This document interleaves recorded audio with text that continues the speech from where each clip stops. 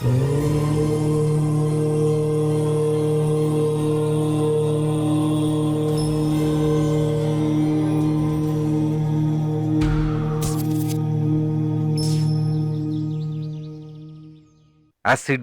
Acidity ಮತ್ತು imbalance hormone imbalance ಆಗಿರುತ್ತೆ, ಅದ್ರ ಬಗ್ಗೆ ಕೇಳಿದ್ದಾರೆ. ಖಂಡಿತವಾಗ್ಲೂ ತಿಳಿಸ್ತೀನಿ ಸ್ನೇಹಿತರೆ. ಆಸಿಡಿಟಿಗೆ ಸಹಜವಾಗಿ ನಾನು ಹೇಳೋದನ್ನ ಅಪಾರ್ಥ ಮಾಡ್ಕೊಳ್ಬೇಡಿ. ಇಂಡಿವಿಜುವಲ್ ಆಗಿ ಬಂದರೆ ನಿಮ್ಮ ನಿತ್ಯ ಕರ್ಮಗಳನ್ನು ಅಂದರೆ ದಿನಚರಿಯನ್ನು ಕೂಲಂಕುಷವಾಗಿ ಪರಿಶೀಲನೆ ಮಾಡಿ ಆ ನಂತರ ನಿಮ್ಮ ಯಾವುದೇ ತೊಂದರೆಗಳು, ಕಾಯಿಲೆಗಳು, ರೋಗಗಳಿಗೆ ನಾನು ಕೆಲವೊಂದು ಮನೆ ಔಷಧಿಗಳನ್ನು ಅಂದರೆ ನೀವೇ ಮಾಡ್ಕೊಳ್ಳೋವಂಥದ್ದನ್ನು ಮಾಡಿಕೊಡ್ತೀನಿ, ಅಥವಾ ನನ್ನ ಹತ್ರ ಕೆಲವೊಂದು ಗಿಡಮೂಲಿಕೆಗಳಿರೋದ್ರಿಂದ ಅದನ್ನು ಕೂಡ ಕೊಡ್ತೀನಿ.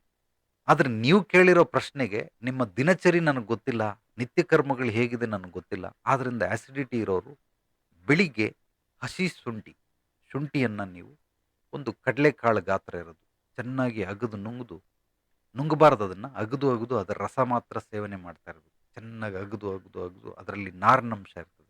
ಆ ನಾರಿನಂಶ ಇರೋದನ್ನ ಬೇಕಾದ್ರೆ ಒಗೆದ್ಬಿಡಿ, ನುಂಗಿದ್ರೂ ಏನು ತೊಂದರೆ ಇಲ್ಲ, ಅದು ಮಲದ ಮೂಲಕ ಹೊರಗೆ ಬರ್ತದೆ. ಈ ರೀತಿ ಮಾಡ್ಕೊಳ್ಬೋದು. ಹಾರ್ಮೋನ್ ಬ್ಯಾಲೆನ್ಸ್ ಇರುತ್ತೆ. ಅದು ಏನಕ್ಕಾಗುತ್ತೆ ಅಂತಂದರೆ ಎರಡು ಕಾರಣಗಳು. ಒಂದು ವ್ಯಾಯಾಮ ಇಲ್ಲ, ಇನ್ನೊಂದು ಬಂದು ಅವರ ಆಹಾರ ಪದ್ಧತಿ ಸರಿ ಇಲ್ಲ. ಅಂದರೆ ನಿತ್ಯ ಕರ್ಮಗಳು ಸರಿ ಇರಲ್ಲ. ಎಷ್ಟೊತ್ತು ಇಷ್ಟ ಬಂದಂಗೆ ಎದ್ದೇಳೋದು, ಇಷ್ಟ ಬಂದಿದ್ದ ಸಮಯದಲ್ಲಿ ತಿನ್ನೋದು. ಈ ಹೆಣ್ಮಕ್ಳು ನಾನು ನೋಡ್ದಂಗೆ ಮನೇಲಿ ಬೆಳಿಗ್ಗೆ ಎಲ್ಲ ಗಂಡನಿಗೆ ಆಫೀಸಿಗೆ ಕಳಿಸಿ, ಮಕ್ಳಿಗೆ ಸ್ಕೂಲಿಗೆ ಕಳಿಸಿ, ಇನ್ನು ಯಾರ್ಯಾರು ಇರ್ತಾರೆ ಮನೇಲಿ ಅವ್ರ ಸೇವೆಗಳೆಲ್ಲ ಮಾಡಿ, ಬಳೆದು ತೊಳೆದು ಬಟ್ಟೆ ಒಗೆದು ಮನೆ ಒರೆಸಿ 12 ಗಂಟೆ 1 ಗಂಟೆ ಊಟ ಮಾಡ್ತಾರೆ, ನಾಷ್ಟ. ಇದು ಅವ್ರಿಗೆ ಹಾರ್ಮೋನ್ ಇನ್ಬ್ಯಾಲೆನ್ಸ್ ಆಗೋದಕ್ಕೆ ಮೂಲ ಕಾರಣ.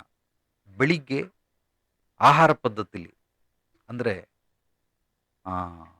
ಏನದು ಚರಕ ಸಂಹಿತೆ ಅಂತ ಒಬ್ಬರು ಆರೋಗ್ಯದ ಬಗ್ಗೆ ಒಂದು ಗ್ರಂಥವನ್ನು ಬರೆದಿದ್ದಾರೆ. ಅದರಲ್ಲಿ ಅವ್ರಿಗೆ ಒಂದು 7 ಜನ ಶಿಷ್ಯಂದಿರು ಅದರಲ್ಲಿ ವಾಗ್ಭಟ್ರು ಅಂತಿದ್ದಾರೆ. ಇವರು ಅದ್ಭುತವಾಗಿ ಡೀಪಾಗಿ ಸ್ಟಡಿ ಮಾಡಿ ಎಲ್ಲ ಕಾಯಿಲೆಗಳಿಗೂ ಕೂಡ ಆ ವಾಗ್ಭಟ್ರು ಬರೆದಿರುವಂತಹ ಅತ್ಯದ್ಭುತವಾದ ಆರೋಗ್ಯ ನಿಯಮಗಳು, ಸೂತ್ರಗಳು ನಿಮ್ಮ ಜೀವನವನ್ನು ಅತ್ಯದ್ಭುತವಾಗಿ ಪರಿವರ್ತನೆ ಮಾಡುತ್ತೆ. ಅದನ್ನು ಫಾಲೋ ಮಾಡಬಹುದು.